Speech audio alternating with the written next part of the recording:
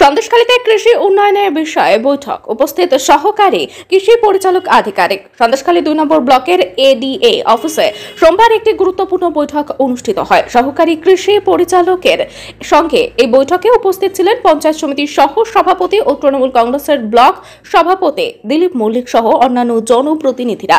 সন্দেশখালী প্রত্যন্ত সুন্দরবন অঞ্চলের কৃষকদের উন্নত বীজ, আর্থিক সহায়তা ও অন্যান্য সুবিধা প্রদানের বিষয়ে বিস্তারিত আলোচনা হয়। সোমবার বেলা 12টা নাগাদ শুরু হওয়া এই বৈঠকে কৃষকদের স্বার্থে একাধিক গুরুত্বপূর্ণ সিদ্ধান্ত নেওয়া হয়েছে বলে সূত্রের খবর।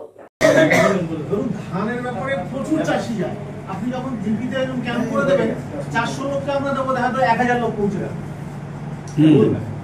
ঠিক বলেছেন। ভুল না, আমার হচ্ছে অর্গানাইজ ক্যাম্প হচ্ছে, সেই অর্গানাইজ ক্যাম্পের প্রাক প্রস্তুতি আমরা এখান থেকে শুরু করছি।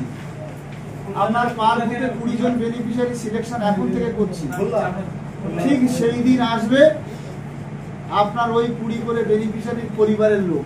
হ্যাঁ, অবশ্যই। আপনার সঙ্গে আপনারা আরো 10টা লোককে করুন, তাহলে হিসাবটা কিন্তু ঠিক না। 20 জন করে বেনিফিশিয়ারি সিলেক্ট করুন। হ্যাঁ, দেখুন, ভেবে দেখুন, কারণ আমাদের এটা অর্গানাইজ ক্যাম্প।